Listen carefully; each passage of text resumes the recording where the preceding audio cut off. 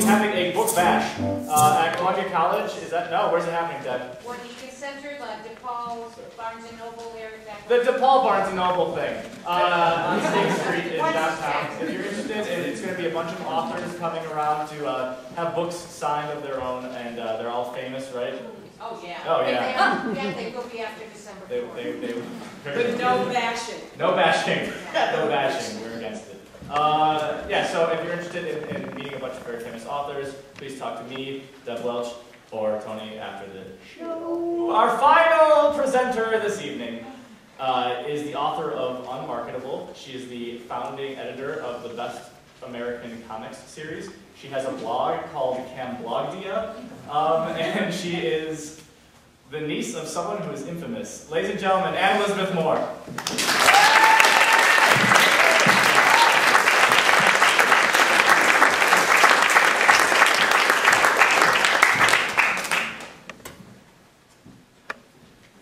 You ready up there, sound guy? Yes, ma'am. Born February 15th, 1930, my Aunt Sarah Jane Moore is a brilliant and talented woman, despite that she attempted to murder a high-ranking public official because her horoscope told her to. She was a renegade. The mission of FBI agents, after all, is to protect and defend the United States against terrorist and foreign intelligence threats, not to, as my auntie did, use intelligence to attempt to assassinate the president.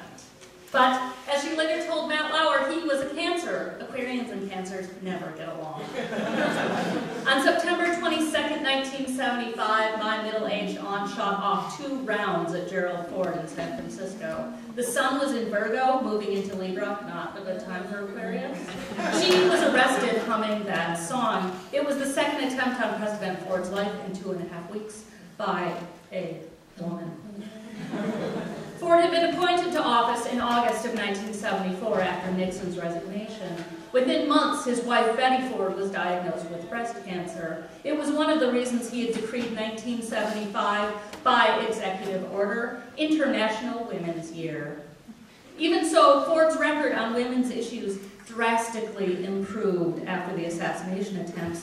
He immediately reached out to over 300 national women's organizations and began supporting the Equal Rights Amendment in a bitter struggle. He even named August 26, 1976 Women's Equality Day. No previous president had given women a full day of equality.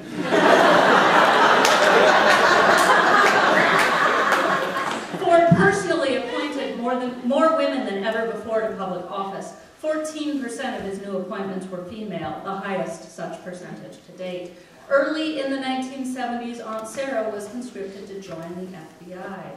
Her frumpiness, later reviled by Time, The Washington Post, and USA Today, and rarely if ever connected to her status as an often single mother of 5, married to a succession of 5 cheating, no-good, skirt-chasing husbands, at a time when the courts viewed women as property. This frumpiness was why the FBI sought her out. Well, that and her 180 IQ. The discrepancy between her physical appearance of stressed-out housewife and her brilliant mind made her the perfect undercover agent. Aquarians are natural liars. Their symbol is water, yet it is an air sign. If you are sitting next to an Aquarius, check now for your wallet. For 2 years, Sarah trained as an agent, running off to the shooting range every day after dropping the kids at school, back by 3 to pick them up, spending the evening studying Russian and various codes in thick books hidden within Good Housekeeping and TV Guide. When one of her philandering husbands was home, she'd cook him dinner. For in the 1970s, husband worked, wives stayed home. If they weren't lucky enough to develop a secret life, a lesbian affair with a neighbor, a membership in a feminist consciousness-raising group, a job as a spy, they drank and took drugs during the day, like Betty Ford. But Aunt Sarah was asked to infiltrate the radical Marxist group, the Symbionese Liberation Army. They kidnapped Patty Hearst, 19-year-old granddaughter of newspaper magnate William Randolph Hearst, and demanded as ransom that the elder Hearst establish a food giveaway program for the poor. Frumpy Sarah volunteered at the program alongside radicals half her age for the FBI. There, Aunt Sarah realized that middle-aged women with few rights apart from their husbands have a lot in common with the American underclass. Sarah Jane Moore, FBI codename, Aquarius. Then one day, Lynette Squeaky Fromm, a Libra and devotee of Charles Manson, walked out into a beautiful Sacramento day to aim, for whatever reason, an unloaded pistol at the President of the United States. Exactly 17 days later, Sarah Jane Moore checked her horoscope. September 22nd, 1975, Aquarius, today is the day. Where others have failed, your special Aquarian skills will allow you to succeed. Only one man stands in the way of your success, and it is time for you to eliminate him. You will only have one shot, so make sure to take it. Your lucky number is 17. Sarah was an excellent shot. Top marksperson in her agent training program. She aimed carefully that morning and squeezed the trigger. President Ford did not fall.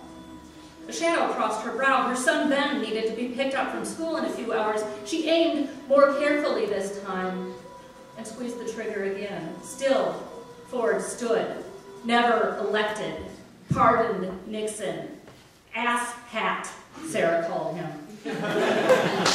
And still he stood. But in a moment she no longer did. Jumped, gun wrestled from her well-trained grip. My cousin Ben waited at school that day for 4 hours before it occurred to anyone that his mom might not be coming. We never thought to check the evening news, the principal told Ben apologetically. Sarah was released from prison last spring. She now knows that the sight on her weapon was off, a fact that she never caught because she had trained with another. The agent in charge of assigning the gun later admitted that he gave her the faulty pistol because he was pretty sure the frumpy housewife would never have the guts to use it. Today, workplace discrimination based on gender is illegal.